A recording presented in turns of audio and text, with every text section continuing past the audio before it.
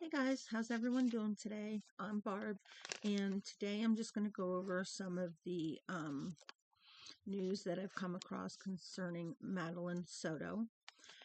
There was an 80-page document from the Kissimmee Police Department that revealed new details from the date Madeline Soto went missing in February 2024 until April 2024, when Stephen Stearns was indicted for first-degree premeditated murder.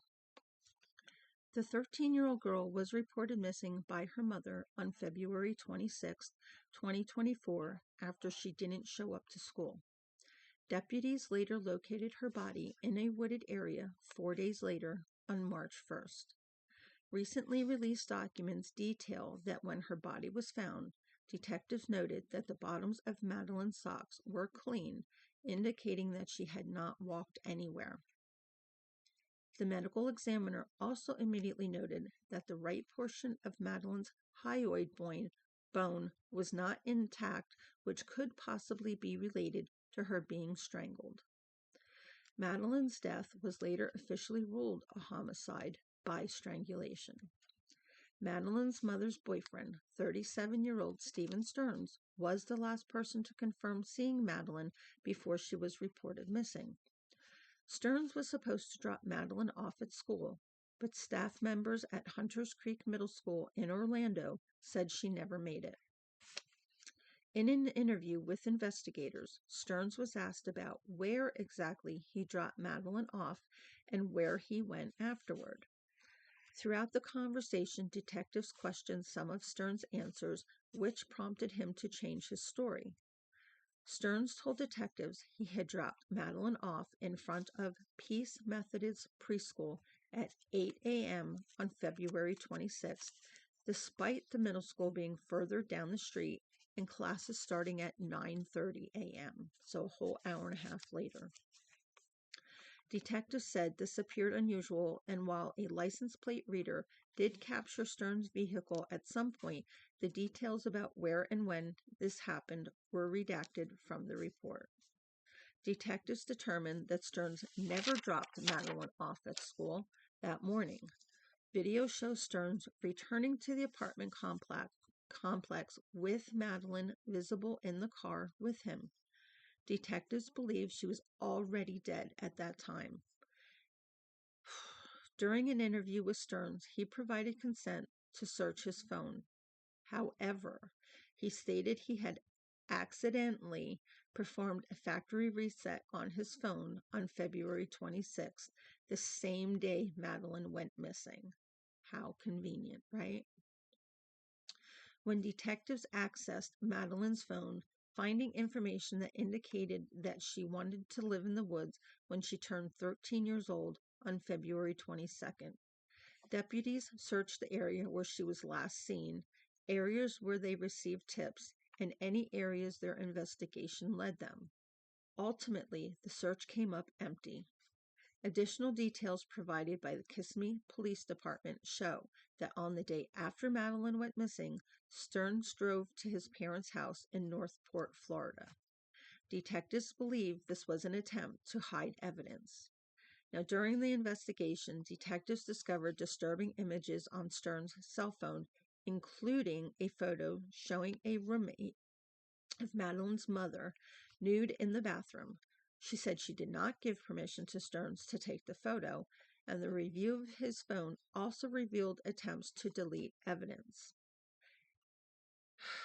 Images and videos on Stearns' phone were criminal and sexual in nature, and detectives were able to pinpoint those crimes to the family's home. After Stearns was arrested, his father contacted Northport Police Department in reference to him wanting to hand over one of Stearns' old computer towers, and he found while cleaning out Stearns' old bedroom. His father was in fear that the computer tower may potentially have more videos and photos of unlawful sexual activity with minors on it. Detectives also later found evidence that Stearns had allegedly been sexually abusing Madeline since 2022 when she was just 11 years old. The newly released documents revealed that Madeline's mother, Jennifer Soto, admitted to sending Stearns and Madeline to sleep in the same bed at the family's home on the night before her death. However, Jennifer told detectives she had never felt comfortable with Madeline sleeping with Stearns, and it was a selfish move because she wanted a good night's sleep.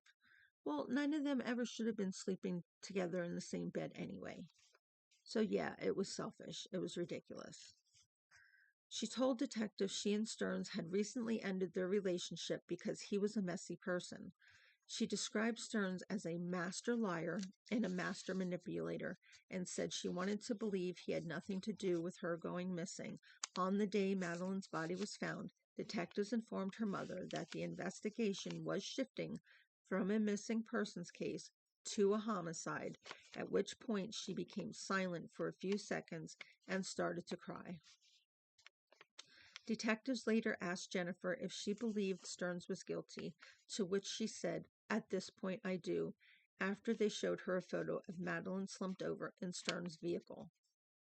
On February 29th, the sheriff's office announced that Stearns was arrested as the prime suspect in Madeline's disappearance.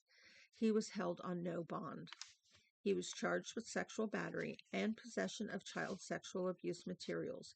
And during another interview with detectives, Stearns discussed his relationship with Jennifer and their sleeping arrangements at home. Stearns said he typically shared a bed with Madeline and Jennifer, claiming that someone always needed human contact when going to sleep. It was normal for Stearns to share a bed with Madeline alone. Her mother later told detectives, why would the two of them even be sharing a bed alone? And why did the mother allow that? During a news conference, investigators were confident that Madeline was already dead, having been killed at home. And he had moved her body. There's also video evidence showing Stearns throwing items into a dumpster at the apartment complex at around 7:35 a.m. on February 26th, the day Madeline was reported missing. The sheriff's office later said that they found Madeline's backpack and her school-issued laptop in the dumpster. Stearns is currently in custody at the Osceola County Jail on charges of first-degree murder, sexual battery, molestation, and possession of child sex abuse material.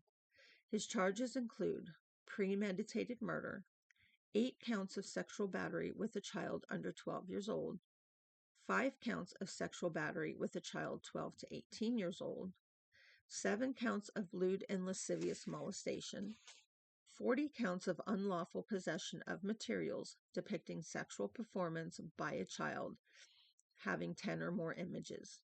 Stearns waived his first appearance in court, instead being represented solely by his attorney. The judge granted no bond, and Stearns faces life in prison or the death penalty if found guilty of either first-degree murder or sexual battery of a child. Now, according to a female roommate in the same house as Maddie and her mom, she stated Stephen Stearns was acting odd and strange in the days before Maddie was reported missing. Kissimmee police released audio from an interview detectives conducted with her. She described the relationship between Maddie and Stearns as a close father-daughter relationship. She also told them that she recalled hearing a noise from Stearns' room, but was unsure what it was. She said the noise lasted until she fell asleep. She said Stearns was acting strangely in the days before Maddie's disappearance, including doing laundry, which he never did, being in possession of power tools for a project no one apparently knew anything about. She noticed something odd about him because of the way he was moving around the house.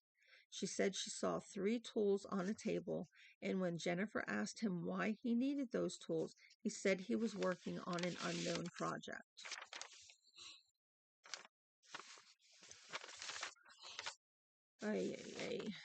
This story sickens me. You can't even believe. But anyway, the man accused of molesting and killing Madeline Soto shortly after her 13th birthday will go to trial next fall. Stephen Stearns, the boyfriend of Madeline's mother, Jennifer Soto, faces charges of first-degree murder and 60 other offenses, including sexual battery, molestation, and possession of child pornography. Hundreds of evidence photos offer a detailed view of the Kissimmee condo where Madeline lived with her mother and several roommates. The town home, located in the gated Venetian Bay Villages community belonging to Jennifer Soto's father. Jennifer and Madeline occupied the first floor while two roommates lived in the upstairs bedroom. At one point, Stephen Stearns rented the third upstairs bedroom, which was otherwise occupied. As the investigation continues, a newly released interview shows that law enforcement has provided Jennifer Soto with derivative immunity, a legal protection ensuring her statements cannot be used against her in the future prosecution. Now, I don't feel that should have happened. She was guilty of pretty much handing over her child to this sick individual. What mother allows their 11, 12, 13-year-old child to sleep in the same bed as a grown man alone and think that nothing is going to happen? Freaking disgusting. Jennifer gave the interview under investigative subpoena and provided new details about her on and off again relationship with Stephen Stearns and the hours leading up to her realization that Madeline was missing. Channel 9's investigative reporter Shannon Butler had sat down with Tyler Wallace, who was Madeline's biological father, to talk about his daughter, Madeline Soto, and her death. Wallace did not put any restrictions on the questions, but he did want to talk about why he had no idea what his daughter was going through. He also does not want other fathers to suffer the same regrets. Tyler and Tatiana Wallace saw Madeline in October of 2023, and they had no idea it would be the last time that they seen her. The couple kept in touch, paid child support, and even gave a little extra for her to have flute lessons. But they lived thousands of miles away from Madeline, and finances were tight, and they rarely saw her. Tatiana Wallace said, "We had her in October, and I just wish she would have told me. I would have taken her away from that." It's something that will haunt Wallace forever. Now, Wallace said that Stephen Stearns, Madeline's mother's boyfriend, was in and out of her life for about 5 years. He didn't know Stearns well, but had no reason to believe that he would soon be arrested and accused of sexual battery, with dozens of graphic recordings on his phone. And there are still questions about what happened and why. He said, "I don't know yet the whole story, and it's painful to be in that state of waiting and waiting to understand how I feel. But the truth is, I don't know how I feel yet. It's hard. It's flip-flopping and speculating, and that's difficult. That takes a toll on you, and that's why I'm just trying to grieve privately with my family and process this loss for us. I do not want support." Let me rephrase that. "I want support from the public, but I don't feel right sending mobs and pitchforks. I want to focus on Madeline and her loss and what I could have done better. Not as guilty myself thing, but as helping other fathers who are struggling to have relationships with their children." Wallace will continue to fight for answers and try to find out a way to move on. It's not fair. Life isn't fair. You know, I love my little girl. We were patient and we were taking our time. By our belief, we were doing everything right. And it just happened like this.